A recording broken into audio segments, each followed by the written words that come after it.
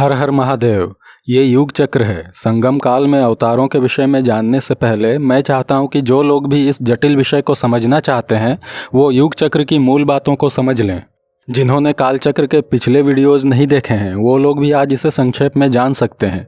और युग चक्र के शुरुआती कुछ वीडियोस में ऑडियो भी ठीक नहीं है, तो युग चक्र के अवतारों और अन्य चक्रों के विषय में गूढ़ जानकारी देने से पहले हम पिछली बात दोहरा लेते हैं। तो आरंभ करते हैं। युग चक्र काल चक्र का सबसे आधारभूत अंग है। सभी चक्रों को मिलाकर अंतिम रूप से काल चक्र की आकृति बड़ी जटिल बनेगी और इसे एक घड़ी के रूप में भी बनाया जा सकता है। फिर इस काल चक्र यंत्र की शक्ति जागृति हेतु साधना विधि जैसी बातों पर आने से पहले इस काल चक्र की संरचनात्मक और कार्यात्मक इकाई युग चक्र के बारे में विस्तार से बतानी होगी।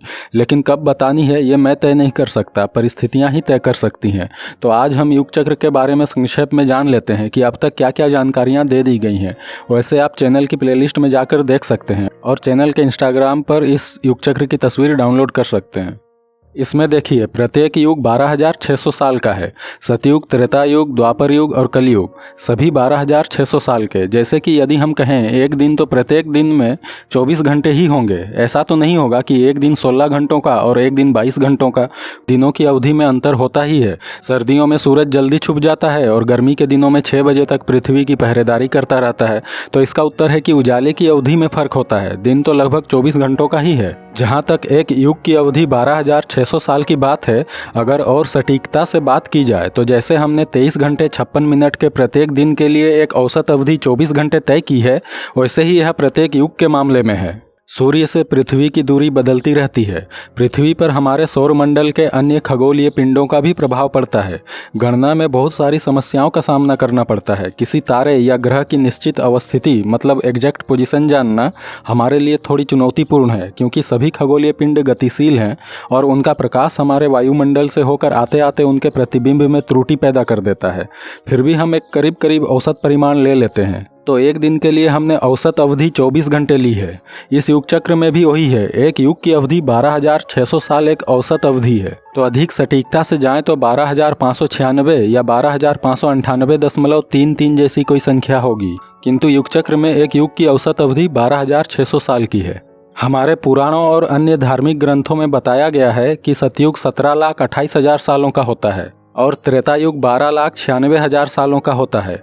और ऐसे ही द्वापर युग 8,64,000 वर्षों का और कलयुग 4,32,000 सालों का। युगों की अवधि अलग अलग नहीं हो सकती। और लाखों सालों की गणना कहाँ से आई और कैसे आई, इस पर मैं बता चुका हूँ कि श्लोकों का गलत अनुवाद करने के कारण हमें लाखों सालों की गणनाएं मिलती हैं। तो 12,600 की संख्या को हम युग सहस्र योजन पर भानु इस सूत्र में बिठाकर देखते हैं तो हमें जो दूरी मिलती है वह पृथ्वी से सूर्य की वही दूरी मिलती है जो आज के मॉडर्न एस्ट्रोनॉमी द्वारा बताई जाती है। हम जानते हैं कि दूरी बदलती रहती है, मतलब घटती बढ़ती रहती है। इस युग चक्र के अनुसार 8 युग इस क्रम में समय के साथ बीतते हैं और 1,08,000 सालों की अवधि पूरी होती है। यानी 1,08,000 साल की अवधि में एक युग चक्र समाप्त होता है। अब हम देखते हैं कि इस युग चक्र के अंदर एक युग 4 भागों में बटा हुआ है। ये एक युग के 4 चरण हैं और इनकी अवधि अलग अलग है। जैसे कि देखिए, 12,600 सालों के सतयुग का पहला चरण लघु सतयुग 5,040 वर्षों का होता है। लघु त्रेतायुग 3,780 वर्षों का, लघु द्वापर युग 2,520 वर्षों का और लघु कलयुग 1,260 वर्षों का। बिल्कुल इसी तरह त्रेतायुग, द्वापर युग और कलयुग भी 4-4 चरणों में बटे हुए हैं। अब इनके क्रम देखिए, सतयुग से आरंभ होकर यहाँ कलयुग पर 4 युग समाप्त होते हैं और पुनः उल्टी दिशा में 4 युग कलयुग, द्वापर युग, त्रेता युग और सतयुग इस तरह युग चक्र में है। लोगों में यही दुविधा है कि कलयुग के बाद पुनः कलयुग कैसे आ सकता है। तो इसका साफ जवाब है कि आप युगों का क्रम ना देखकर इन लघु युगों का क्रम देखिए। इसमें देखिए, लघु सतयुग, लघु त्रेता युग, लघु द्वापर युग, लघु कलयुग और फिर लघु सतयुग, त्रेता, द्वापर, कलयुग इस तरह है। लघु युगों में क्रमबद्धता है। लघु युगों की गणना ही हमारे लिए उपयुक्त है जो धर्म ग्रंथों में बताई गई है। यहाँ कलयुग के बाद कलयुग आने का कारण काल की चक्रीय गति ही है। एक युग चक्र के 1,08,000 वर्षों की कालावधि के अंतर्गत कई चक्र पूरे होते हैं, जिनमें से एक चक्र 50,400 वर्षों में पूरी होती है, जिसके बाद से पुनः काल की गति विपरीत दिशा में आगे बढ़ती है। तो इसी कारण कलयुग के बाद पुनः कलयुग और यहाँ सतयुग के बाद पुनः सतयुग हमें देखने को मिलता है। तो सतयुग और कलयुग की अवधि ऐसी है कि इस काल के संबंध में एक अनिश्चितता बनी रहती है। युग चक्र में देखिए, ये दो सतयुग मिलाकर 25,200 साल की अवधि होती है और यहाँ इन दो कलयुग को मिलाकर भी इतने ही होते हैं। युग चक्र की धुरी पर काल खिंच जाता है और इनकी एक खासियत है कि ये दोनों कलयुग और ये दोनों सतयुग का जो सम्मिलित कालखंड है वो दो अयन चक्रों के मध्य अवस्थित है। युग चक्र में ये जो 4 बिंदु हैं ये एक्सियल प्रिसीजन या पृथ्वी की अयन गति के पूरे होने को दिखाती है। युग चक्र के अनुसार प्रत्येक 12,600 सालों में पृथ्वी के अक्ष के झुकाव में बदलाव होता है और 1,08,000 सालों में 4 बार ऐसा होता है। इनके सहारे हम जान सकते हैं कि फिलहाल युग चक्र में हमारी स्थिति क्या है। मॉडर्न एस्ट्रोनॉमी के अनुसार आज से करीब 13,000 साल पहले पृथ्वी की यह अयन गति पूरी हुई थी और फिर अगली बार करीब 13,000 साल बाद पृथ्वी के अक्ष में परिवर्तन होगा। तो इस युग चक्र के अनुसार हम देखते हैं कि यम बृहत संगम काल वह बिंदु है जहां ये सटीक बैठता है। यहाँ से 12,600 साल पहले वह अयन गति पूरी हुई थी और फिर अगली बार वह आज से 12,600 साल बाद पूरी होगी जब द्वापर युग आरंभ होगा। तो इसी से पता चलता है कि हम युग चक्र में इस बिंदु पर हैं, यम संगम काल में। अयन चक्र की जानकारी के सहारे युग चक्र में वर्तमान स्थिति हमने ये प्राप्त की। ये कलयुग समाप्त हो चुका है। हम इसके चौथे चरण लघु कलयुग को भी पार कर गए हैं और 126 साल के संगम काल के अंतिम वर्षों में हैं। युग चक्र में आप देख सकते हैं ये 8 चौकोर आकृति 126 वर्षों के 8 बृहत संगम काल को दिखाती हैं और ये जो छोटे छोटे गोल आकृतियां हैं वो लघु संगम काल को दिखाती हैं। दो युगों के बीच 126 सालों के काल को संगम काल कहा गया है। युग चक्र में संगम कालों के साल सभी युगों की अवधि में जोड़े हुए हैं। अलग से 126 वर्षों की गणना करने की जरूरत नहीं है। तो ये 8 वृहत संगम काल हैं। इनमें ही अवतारों का जन्म होता है। काल को कंधों पर ढोकर एक युग से दूसरे युग में ले जाने के लिए युगों के संधि काल में ही अवतारों का जन्म होता है। इसलिए 126 साल के संगम काल को 3 चरणों में बांटा गया है। इसका पहला चरण 81 वर्षों का है, दूसरा चरण 36 वर्षों का है और तीसरा चरण 9 सालों का माना गया है।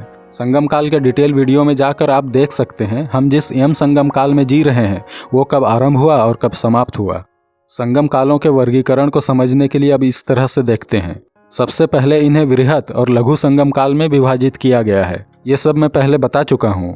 आप संगम काल के डिटेल वीडियो प्लेलिस्ट में जाकर देख सकते हैं या डिस्क्रिप्शन में दिए लिंक से भी जाकर देख सकते हैं। तो लघु संगम काल को अवधि के आधार पर 3 प्रकार में विभाजित किया गया है और वृहत संगम काल को 2 भागों में बांटा गया है, अयन संगम काल और मध्यम संगम काल। अयन संगम काल के अंतर्गत सूर्य, वायु, सोम और अग्नि आते हैं, जबकि मध्यम संगम काल को पुनः ऊर्ध्व और अधो मध्यम संगम काल में विभाजित किया गया है। ऊर्ध्व के अंदर यम और कुबेर के संगम काल आते हैं और अधो के अंतर्गत इंद्र और वरुण के संगम काल आते हैं। युग चक्र में प्रत्येक दिशा के अधिपति ही उस संगम काल को प्रभावित करते हैं। संभवतः इसलिए उनके नाम से ही संगम कालों का नामकरण किया गया है। किंतु युग चक्र में आप देखिए किसी एक दिशा के अधिपति के अंतर्गत कोई एक पूरा युग नहीं आता। मतलब यहाँ देखिए सूर्य के अंदर द्वापर युग और कलयुग दोनों आते हैं। वैसे ही वरुण के अंदर द्वापर युग का कुछ हिस्सा और त्रेता युग का कुछ भाग आता है। इसी प्रकार सोम के अंदर त्रेता युग और सतयुग का कुछ हिस्सा आते हैं। इसमें सभी दिशाओं के अधिपति का काल 2 युगों के बराबर हिस्से से बनता है, सिर्फ इन दोनों को छोड़कर, यम और कुबेर। इसमें देखिए दक्षिण दिशा के अधिपति यम का संपूर्ण काल कलयुग में ही है। भले ही ये कलयुग का एक दूसरा युग है किंतु है कलयुग ही। और कुबेर का भी देखिए उसका पूरा इलाका 2 सतयुग में समाहित है। ये दोनों कुबेर और यम के संगम कालों को ऊर्ध्व मध्यम संगम काल के अंतर्गत वर्गीकृत किया गया है। तो इनकी कुछ अलग विशेषताएं तो रहेंगी ही। तो हमने अलग अलग संगम कालों की विशेषताओं को इस प्रकार वर्गीकृत करके देखा था। 8 वृहत संगम कालों को 4-4 के 2 वर्गों में विभाजित किया गया है। तो पहले अयन और मध्यम संगम काल के बीच अंतर देखते हैं। अयन संगम काल के ये 4 हैं मैंने बताया था और ये 4 मध्यम संगम काल के हैं। तो पहला देखते हैं, अयन संगम कालों के मानवों को वास्तविक काल गणना का ज्ञान होता है, जबकि मध्यम संगम कालों के मानवों को काल गणना का ज्ञान नहीं होता।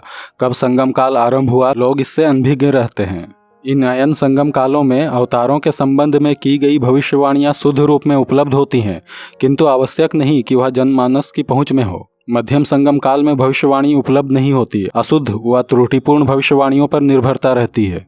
अयन संगम काल में संकल्प शक्ति प्रतिफलित होती है, जबकि मध्यम संगम काल में संकल्प शक्ति प्रतिफलित नहीं होती। अयन संगम काल में मंत्र शक्ति सभी के लिए चैतन्य होती है, जबकि इसमें मंत्र शक्ति सभी के लिए चैतन्य नहीं होती। अयन संगम काल में तंत्र शक्ति शुद्ध एवं जागृत होती है, जबकि मध्यम संगम काल में यह अशुद्ध व अर्ध जागृत होती है। इसमें यंत्र शक्ति सीमित होती है और मध्यम संगम काल में यंत्र शक्ति सर्वत्र दृष्टिगोचर होती है। अयन संगम काल में पशु पक्षियों के साथ विचार संप्रेषण संभव होता है, जबकि मध्यम संगम काल में अन्य जीवों के साथ विचार संप्रेषण असंभव होता है। अयन संगम काल में विभिन्न जीव जंतुओं के प्रजातियों के मध्य परस्पर सामान्य व्यवहार प्रदर्शन होता है। जैसे कि यदि कोई दोनों दुश्मन है तो दुश्मन ही रहेंगे, अगर कोई दोस्त है तो दोस्त ही रहेंगे। जबकि मध्यम संगम काल में विभिन्न प्रजातियों के पशुओं में परस्पर विचित्र व्यवहार का प्रदर्शन होता है, मतलब कि जानी दुश्मन दोस्त भी बन सकते हैं। इस संगम कालों में सांप और नेवले में दोस्ती भी हो सकती है। और अयन संगम काल के मानवों में ज्ञान विज्ञान की अपेक्षा मोक्ष के प्रति आकर्षण अधिक होता है, जबकि मध्यम संगम काल में इसका उल्टा होता है। उसके बाद आप देख सकते हैं इसमें अलग अलग संगम कालों में धर्म कितना कितना होता है। धर्म का परिमाण बताया गया है। वायु में धर्म 3/4 होता है, सूर्य में आधा हो जाता है, अग्नि में 8 का 5वां भाग, सोम में 8 का 7वां भाग, कुबेर में धर्म अपने पूर्ण परिमाण में रहता है और वरुण में 8 का 3रा भाग, यम में 1/4 और इंद्र में 8 का 1 भाग। ये तो हमने अयन संगम काल और मध्यम संगम काल के बीच में फर्क जाना, लेकिन मैंने बताया था मध्यम संगम काल को भी 2 भागों में विभाजित किया गया है। तो अब हम मध्यम संगम काल में देखते हैं ऊर्ध्व मध्यम संगम काल और अधो मध्यम संगम काल में फर्क क्या क्या है। ऊर्ध्व के अंदर कुबेर और यम आते हैं, अधो मध्यम के अंदर इंद्र और वरुण आते हैं। देखिए इसके अनुसार कुबेर और यम संगम काल में काल चक्र के तीनों स्वरूप उपलब्ध रहते हैं। यानी अभी जो हमारा यम संगम काल है इसमें काल चक्र के तीनों स्वरूप उपलब्ध हैं, जबकि अधो मध्यम संगम काल में जो कि इंद्र और वरुण का है उसमें काल चक्र का एक स्वरूप उपलब्ध रहता है। ऊर्ध्व मध्यम संगम काल में भविष्यवाणियां आकाशवाणी के द्वारा प्राप्त होती हैं और अधो मध्यम संगम काल में भविष्यवाणियां अपने मूल स्वरूप में नहीं रहती।